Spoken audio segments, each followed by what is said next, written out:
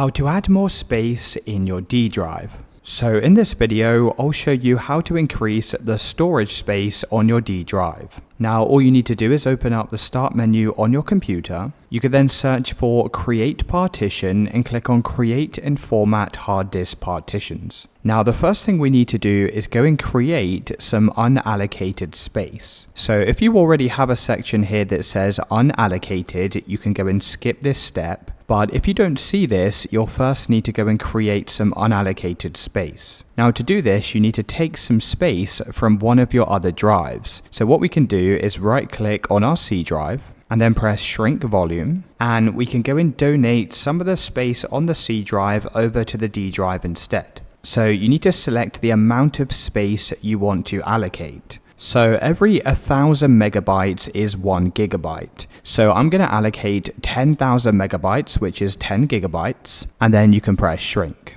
Now, once you have this unallocated space, you should be able to go in, right click on your D drive. You could then press extend volume, click on next. Over on the right hand side, you'll see the space that's unallocated. You could then press next and click on finish. Now, this unallocated space will now be assigned to the D drive like this.